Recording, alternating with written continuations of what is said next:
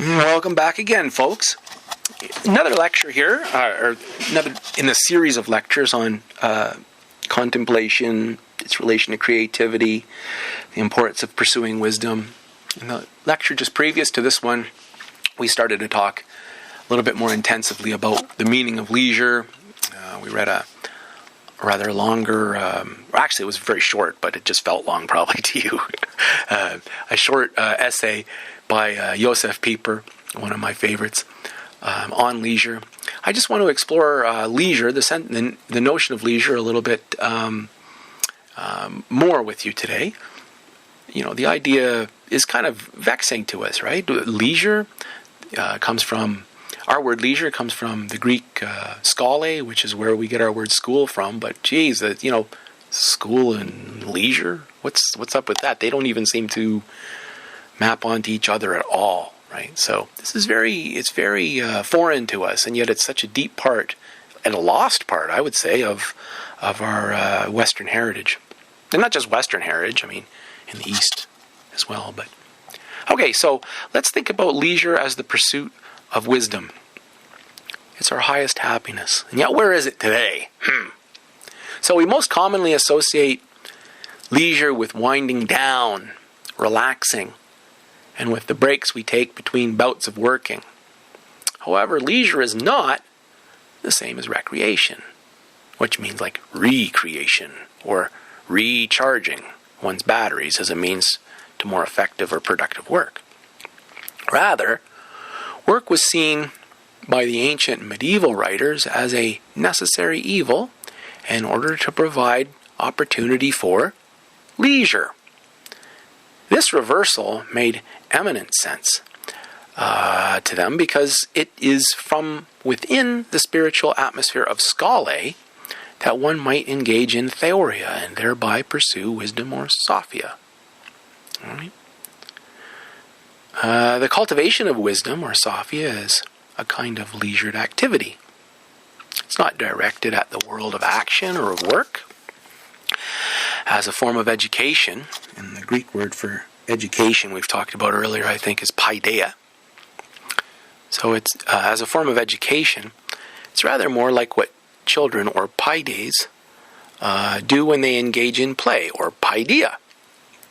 It's an activity, energia, that is pursued for its own sake, unlike either action or work.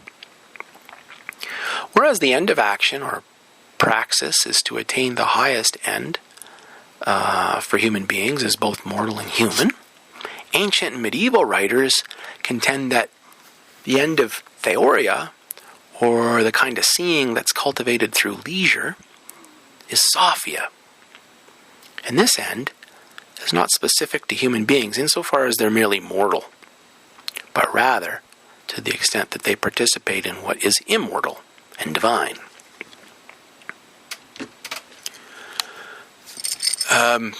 Where our modern understanding juxtaposes recreation to work and labor, the antipode to leisure, or schole, has always been understood classically as inertia, sloth, or carelessness. The Greek word is acedia or acedia. Josef Pieper connects our modern distrust and equivocation of schole with acedia as a totalitarian impulse. Just to be clear, what he's saying here, even though in ancient times we thought of leisure, or they thought of leisure and acedia as opposites, right? Enjoying your leisure was not the same thing as just doing nothing, being inert, being slothful, right? Today, we very much seem to confuse the two things. So let me read this quote from Josef Pieper. To the devotees of a total work culture, such a statement, the affirmation of schole, must appear to be nothing short of immoral and a repudiation of the meaning and order of human society. From such a standpoint, Leisure is either to be understood as a temporary break from work, in which case one writes it off as a necessary evil, or else leisure becomes another word for inertia and idleness. According to the teachers on life of the High Middle Ages, just the opposite, however, is true. It's leisurelessness that is related to inertia. And it's precisely from inertia that the restlessness associated with work for work's sake springs. Genuine leisure isn't compatible with this kind of inertia, for leisure presupposes that man assents to his own nature. Thus, the ancient concept of inertia or acedia, which is a metaphysical one, suggests a man at variance with himself. And for this reason, acedia is regarded as vitum capitale, which should be translated as root rather than cardinal sin. Inertia gives rise, above all, this is the medieval doctrine, to despair. And the evagatio mentis, that rambling uneasiness of the spirit which manifests itself in the insatiability of curiosity, in inconstancy of residences and decision, and more generally, in inner restlessness and leisurelessness. So, kids, I'm bored, there's nothing to do. Or not even just kids, right? When you've got nothing to do, you make work for yourself. I mean, this is due to your leisurelessness. It's not due to the fact that you have leisure, but that you're unable to be leisurely. You're unable to leisurize. You just don't have it in you. You're not confident or able to embody that, to accept that. That's a gift, right? You don't have ease with yourself. The modern classroom is a breeding ground for such inner restlessness.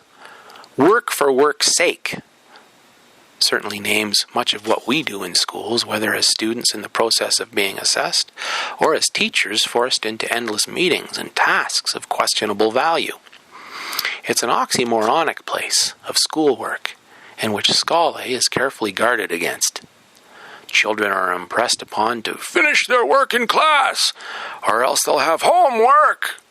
Indeed, much of modern scholarship against issuing homework perhaps arises from some sort of recognition that school has become fundamentally unscholastic, and rather more of a crushing burden.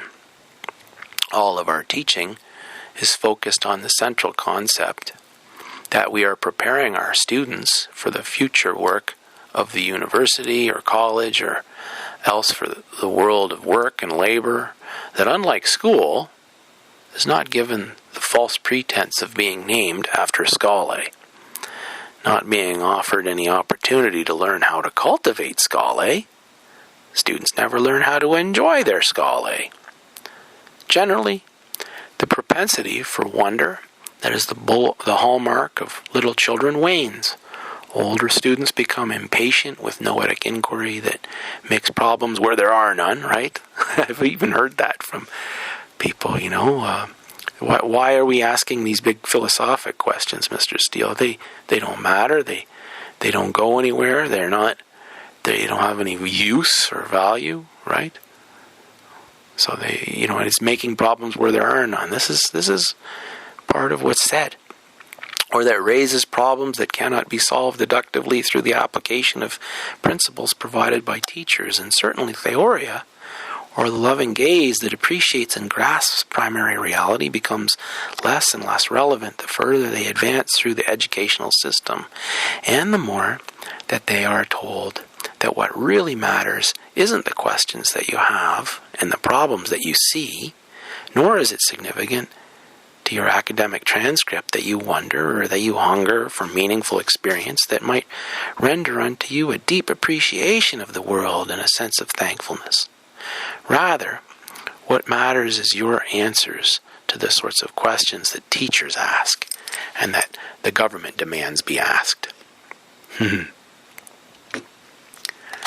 Hence, when all motivation for learning is enforced extrinsically by grades, when the only legitimate judgments to be made about education and education system are held to be performance on standardized tests, or students' measurable abilities in dianoetic applications of the ratio, when teachers are taught always to keep their students moving and occupied and stimulated with a variety of tasks and technologies as though this were the way in which the 21st century learner best learns, when the attentive gaze of the intellectus is forsaken for isolated concern with the ratio, or worse, when deep thinking is neglected in favor of the gloss needed for scoring well on tests, when teachers themselves are made slaves to the horse race of curriculum documents and denied leisure during their preparatory periods and on their professional development days.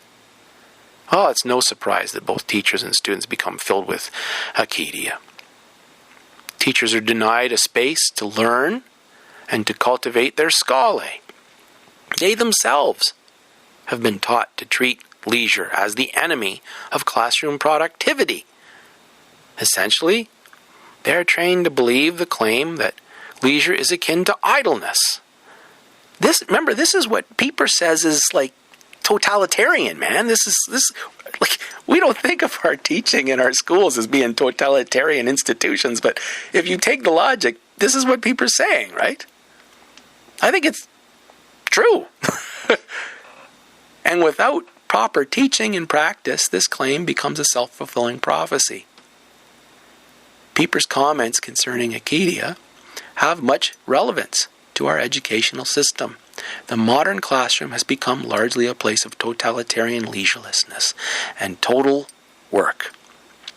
It is a microcosmic model of our larger society's self-misunderstanding. So can school ever be a place of schole, right? There's my boy when he was little, and we went to the Calgary Zoo, and up he looks in a tree, and look at the wonder in his eyes, eh? Actually, I guess we're hiking through the woods. I should read the caption. Sorry about that.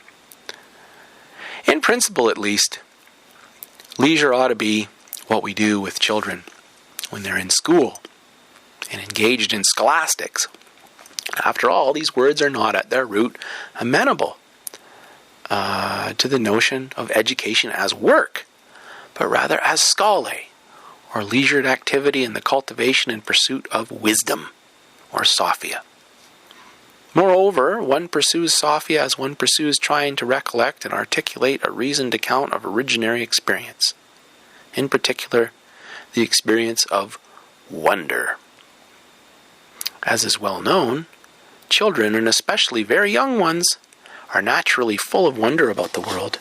This is why the majority of Socrates' philosophic discussions are not with the very old or the middle-aged, or even with mature men, but with the neanioi, the young men, who were at the age just to have begun to grow facial hair.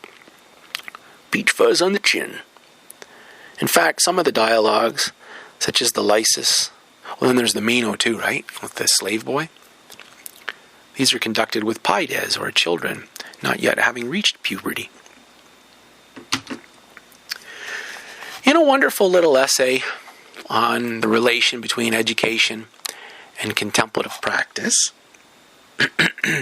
French philosopher and Christian mystic Simone Weil writes that education is, in its final end, wholly theoretic or contemplative.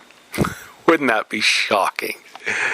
True schooling is not a matter of rigorous application of the intellect to one's schoolwork.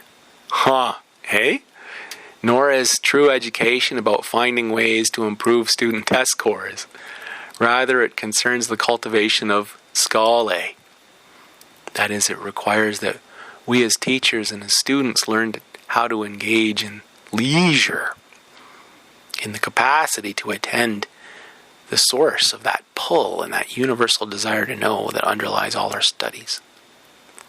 Indeed, the emphasis on schoolwork, or on school as schoolwork, and as a curriculum, literally a horse race that all of our students are under threat of the goad to run, requiring the demonstration of willpower in our work, is, according to Vai, wholly off the mark. Here's a quote from her.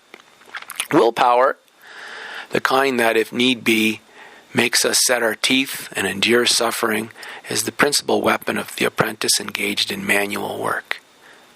But contrary to the usual belief, it has practically no place in study. The intelligence can only be led by desire. For there to be desire, there must be pleasure and joy in the work. The intelligence only grows and bears fruit in joy. The joy of learning is as indispensable in study as breathing is in running. Where it is lacking, there are no real students, but only poor caricatures of apprentices who, in the end of their apprenticeship, will not even have a trade. What do you think of that, folks? There's no place in study for willpower. Like, how many times, when we were working as students, did we you just power through the books, man. You just power through, right? I mean, how many times I suppose, at a certain level of study, this is how you got stuff done, right? But Simone Weil is saying, no, that's not real school. School in the truest sense of that word cannot be work. Rather, it must be deeply and fundamentally directed at the cultivation of a disposition in students towards the ultimate object of schole through the habit and practice of attention. Weil explains what she means by attention in the following passage. Here's the quote. Attention consists of suspending our thought, leaving it detached, empty, and ready to be penetrated by the object. It means holding in our minds within reach of this thought, but on a lower level and not in contact with it, the diverse knowledge we have acquired, which we are forced to make use of. Our thought should be in relation to all particular and already formulated thoughts. As a man on a mountain who, as he looks forward, sees also below him, without actually looking at them, a great many forests and plains. That reminds me of that David Caspar Frederick painting. The one of the Wanderer above the sea of, what's it called? The sea of mist and fog or something like that. Above all, our thought should be empty, waiting, not seeking anything, but ready to receive in its naked truth the object that is to penetrate it.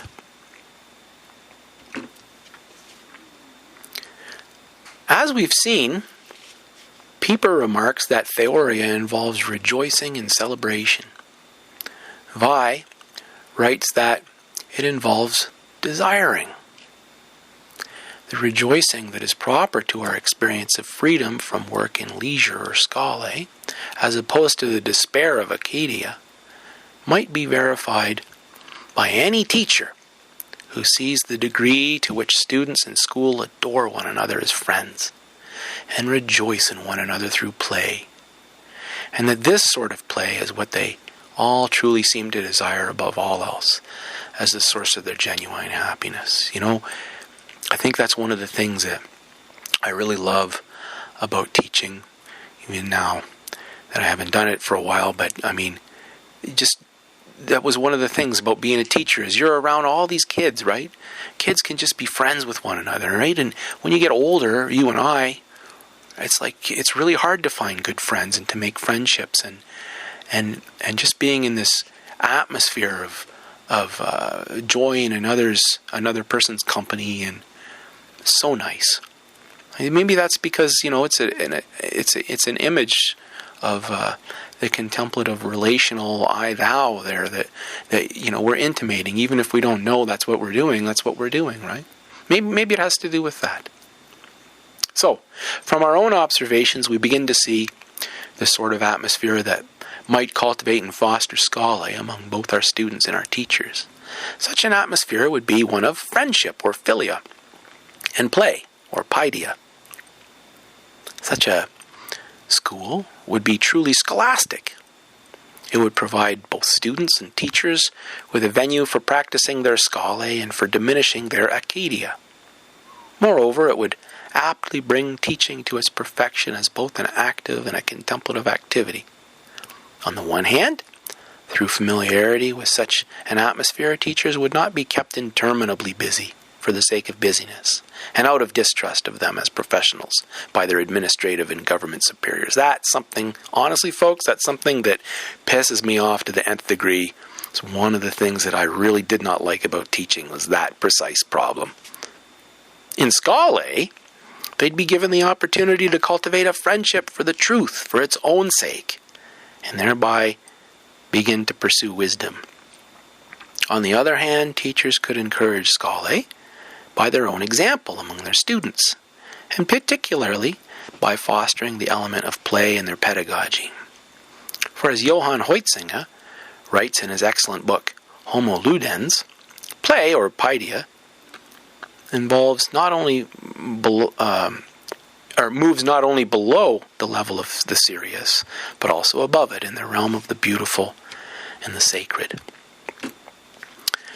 All right, so we can take up questions and comments about that particular reading and that particular lecture next time I see you. Thanks for listening.